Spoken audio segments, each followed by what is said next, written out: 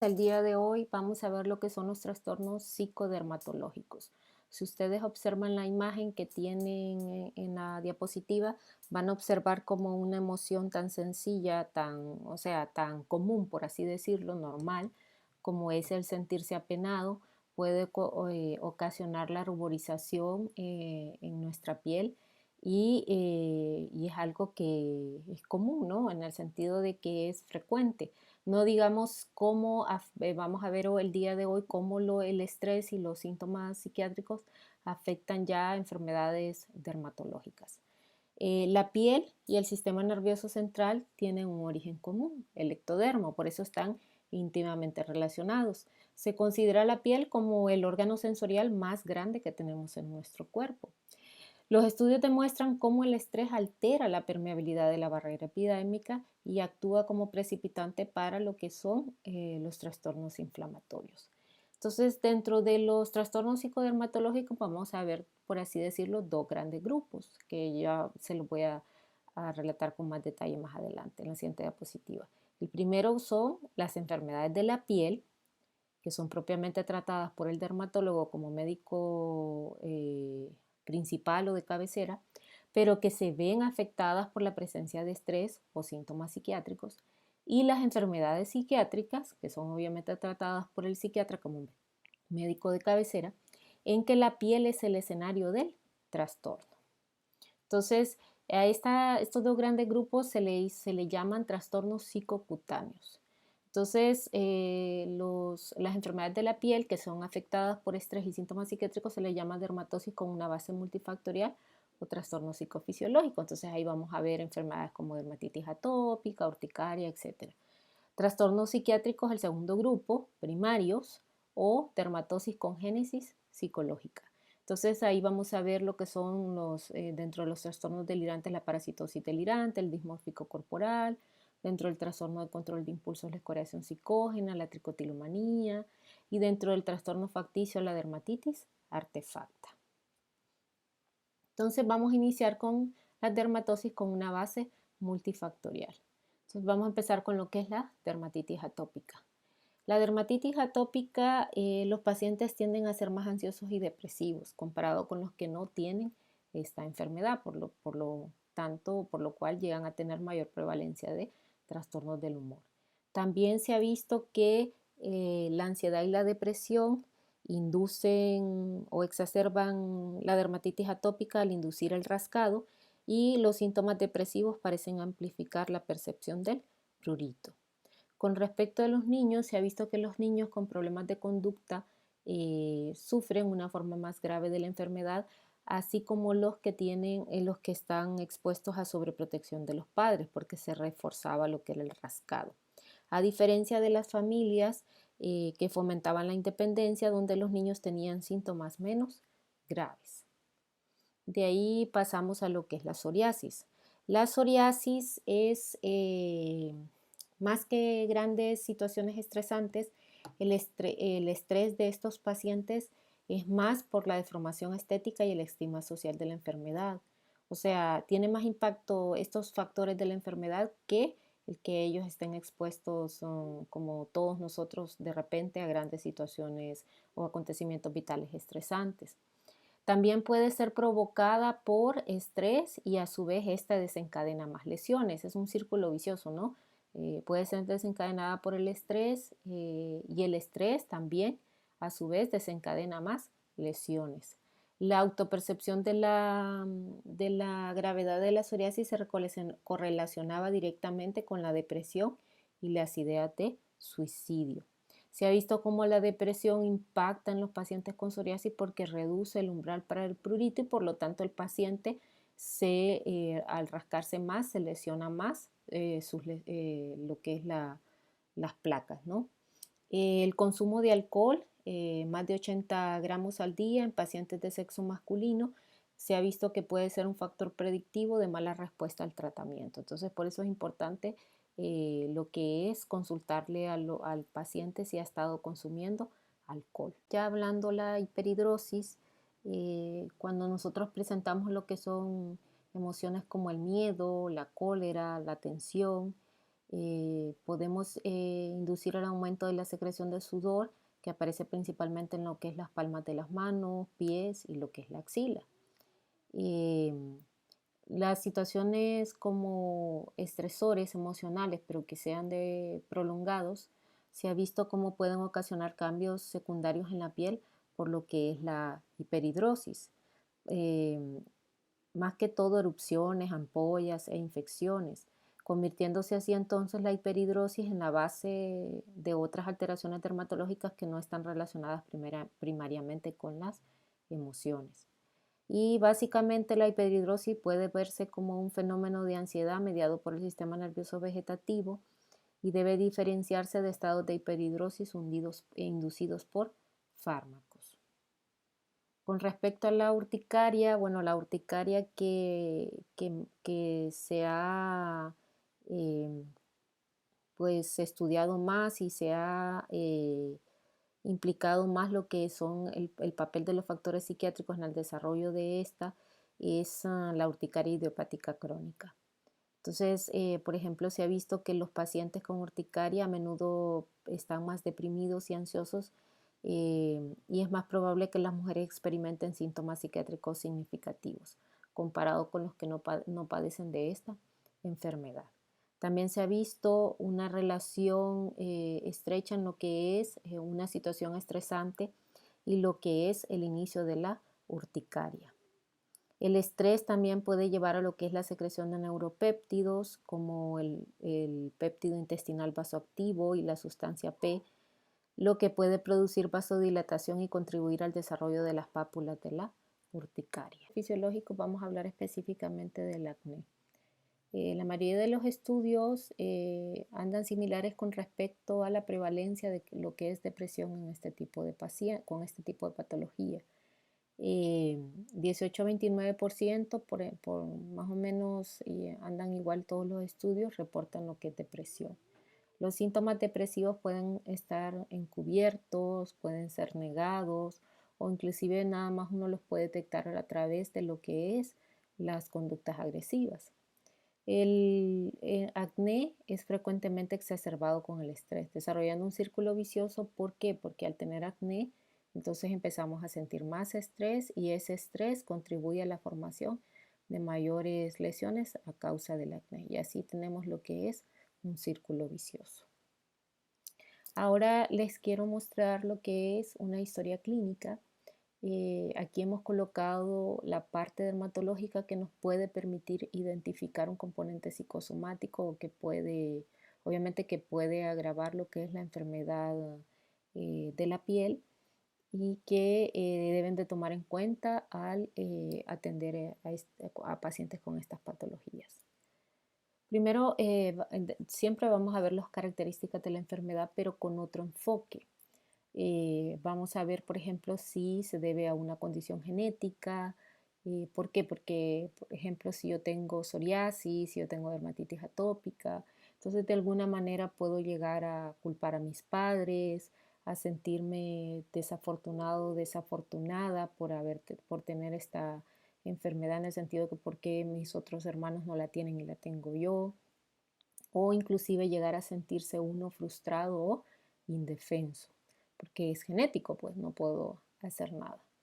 También hay que tomar en cuenta la apariencia externa, ¿verdad? Porque hay lesiones dermatológicas que pueden llevar a una autopercepción de un desfiguramiento por la presencia de costras, ampollas, etc. Y eso obviamente va a afectar el autoestima del paciente. También hay que tomar en cuenta síntomas asociados como lo que es el prurito persistente, que puede ocasionar que el paciente, por ejemplo, no pueda dormir bien o que se sienta muy ansioso. Entonces hay que tomar en cuenta este síntoma. También es importante la localización de la lesión, ¿verdad? ¿Por qué? Porque si de repente yo trabajo, por ejemplo, en un gimnasio, el hecho de que tenga psoriasis en los codos me va a afectar en mi trabajo porque es una zona donde yo tengo que generalmente tenerla expuesta y es ahí donde se me van a poder los demás observar mis lesiones. Por ejemplo, si trabajo en una panadería, mis uñas y mis manos son lo primero que el cliente ve.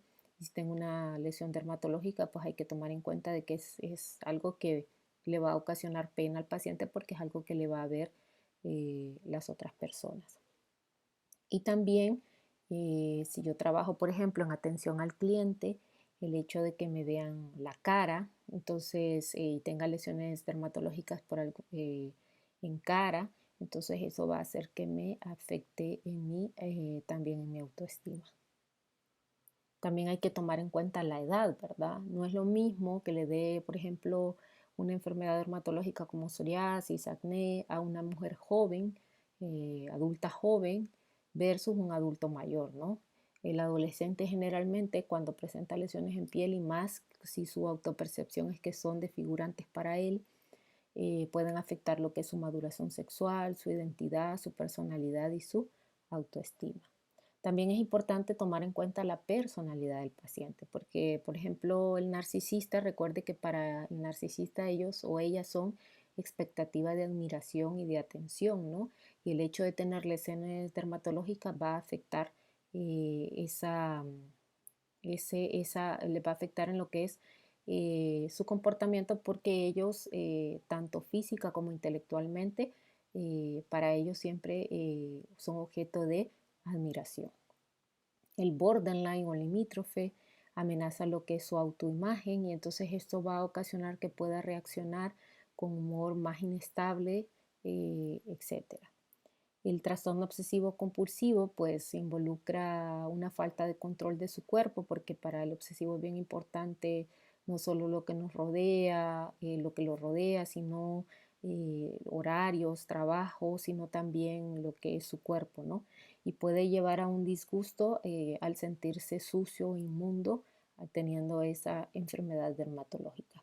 Y obviamente tomar en cuenta si existe una comorbilidad psiquiátrica, ya que lo que más he observado es que la depresión y la ansiedad, por ejemplo, inducen mayor rascado al disminuir el umbral del prurito y es algo bien importante que hay que tomar en cuenta. Ahora vamos a ver los trastornos psiquiátricos primarios o dermatosis con génesis psicológica. Vamos a empezar con el trastorno dismórfico corporal, ¿no? El trastorno dismórfico corporal es una preocupación que tiene el individuo por un defecto imaginario de su aspecto. O sea, el paciente al verse en el espejo sobredimensiona sobredimensiona alguna estructura, como por ejemplo la nariz, la boca, etcétera. Y si tiene alguna pequeña anomalía física, la preocupación por esta es exagerada, ¿no? Tiene una leve cicatriz por alguna caída, alguna cirugía, pero él la sobredimensiona y la ve como monstruosa. Entonces, este tipo de pacientes generalmente quiebran los espejos, o no le gusta que existan espejos en la casa, o si hay alguno porque algún familiar impone que tiene que haber por lo menos uno, entonces está tapado generalmente por alguna tela o sábana.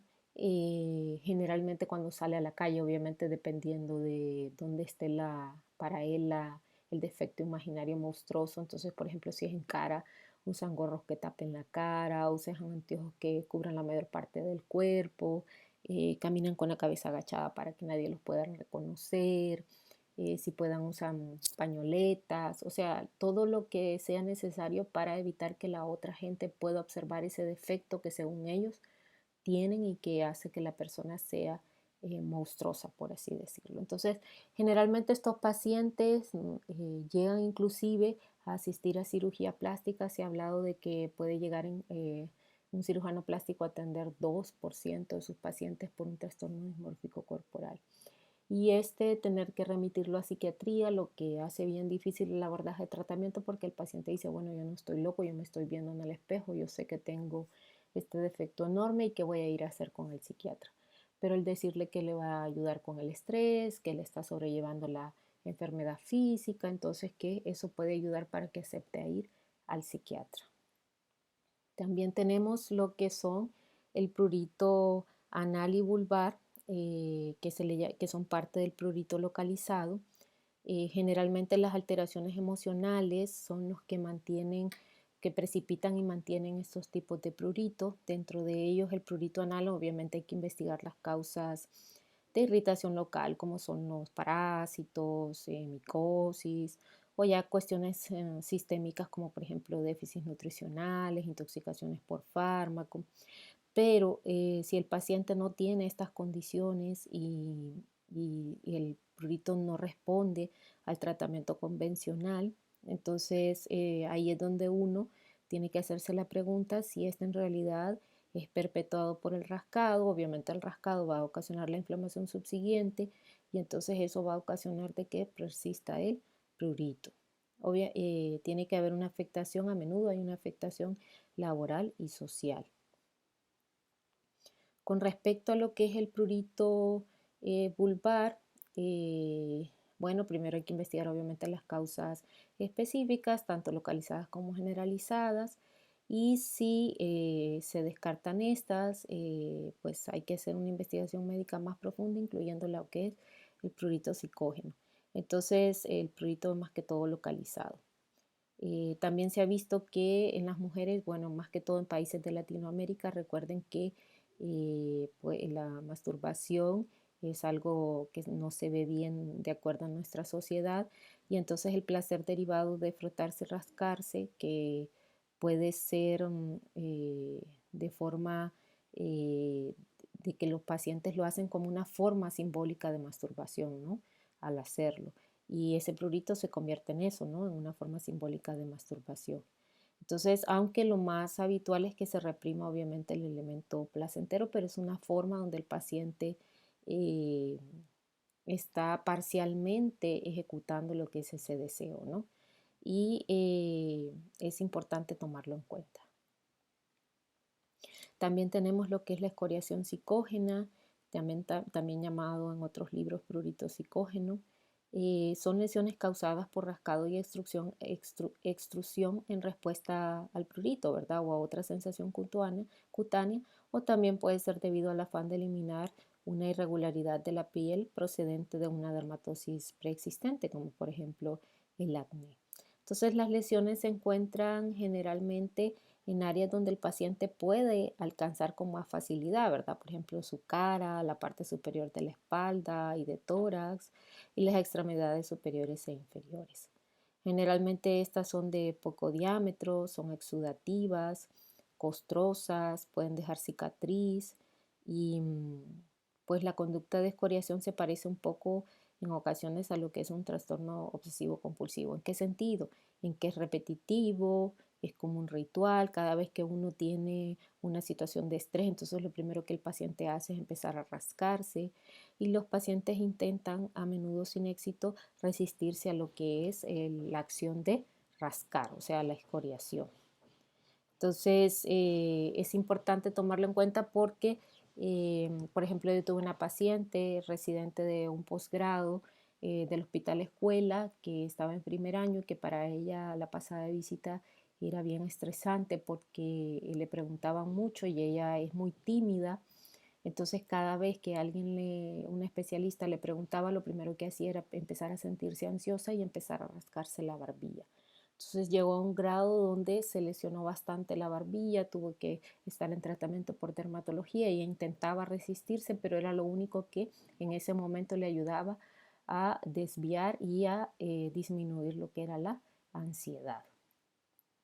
También tenemos lo que es la dermatitis artefacta, que la dermatitis artefacta es una forma de trastorno facticio donde el paciente se provoca lesiones cutáneas. Obviamente lo va a negar, ¿verdad? Típicamente lo niega. Es más común en mujeres en una relación 3-1 y las lesiones pueden ser por cortes, mordeduras, por ejemplo en el caso de los pacientes con retraso mental, chupetes, pueden aplicarse calor, como por ejemplo estar muy tristes o muy enfadadas y agarrar el cigarro y, y apagarlo en su piel, en cualquier área de su piel. También se pueden aplicar químicos. Estos están asociados, esta dermatitis artefacta está asociada con trastorno obsesivo compulsivo, de lo que es la personalidad limítrofe, la depresión, inclusive la psicosis y lo que es el retraso, pacientes con retraso mental. Ahora vamos a ver lo que es la parasitosis delirante. Bueno, en la parasitosis delirante el paciente cree estar infestado por organismos, o sea, cree tener parásitos que están debajo de su piel. los ve, cómo recorren su piel al salir y obviamente empiezan a colocarse todo tipo de sustancias para, según ellos, matar estos organismos. Entonces frecuentemente se presentan con restos de piel o de vellos o de insectos en un frasquito, tratando de probarle a las personas, porque cuando las personas observan la piel dicen, mire, mire, mire, y en realidad ellos no observan nada, ¿verdad? Porque está en una alteración en la sensopercepción del paciente. Entonces, el tratamiento es antipsicóticos. Yo me acuerdo que cuando estaba en el primer año del posgrado, llegó un paciente de la zona sur con parasitosis delirante y él me decía que los parásitos eran cientos que caminaban alrededor de su piel y que salían a través de los orificios de su cuerpo, la nariz, la boca, el ano, las orejas, y que él se había colocado todo lo que él podía, insecticidas, tratamientos en piel, que nadie le creía y que eso lo tenía angustiado y que no entendía por qué el servicio de dermatología lo había referido al servicio de psiquiatría si él no estaba loco. Entonces es bien importante porque el paciente puede llegar, si uno no lo convence de recibir tratamiento psiquiátrico, a ocasionarse lesiones grandes y graves en lo que es su piel, en su desesperación por deshacerse de esos animales. Inclusive pueden llegar hasta cortarse la piel tratando de buscar esos animales. También tenemos lo que es la tricotilomanía, que es un trastorno del control de impulsos, que generalmente cuando uno hace la historia clínica del paciente puede el paciente pues manifestar que o nosotros darnos cuenta de que hubo negligencia y traumas emocionales durante su infancia. Estos pacientes lo que hacen es que cuando se sienten tensos, ansiosos, entonces el alar el cabello le da una sensación de gratificación y eso hace que sin darse cuenta ya cada vez que están ansiosos se empiecen a colocar sus dedos alrededor de uno o varios cabellos y cuando la ansiedad llega a su pico, la tensión llega a su pico, entonces lo jalan y lo arrancan, ¿no? Por eso va a haber zonas de piel donde va, dependiendo de cómo ha ido creciendo el cabello, ¿no? Los que se alaron con más tiempo van a tener una longitud más grande comparados con los que se han alado más recientemente, los que se han arrancado más recientemente. Y el tratamiento son inhibidores selectivos de la recaptación de serotonina. Bueno, esto es todo. Espero que haya sido provechoso, productivo lo que es la presentación de trastornos psicocutáneos y les doy, bueno, muchas gracias por su atención.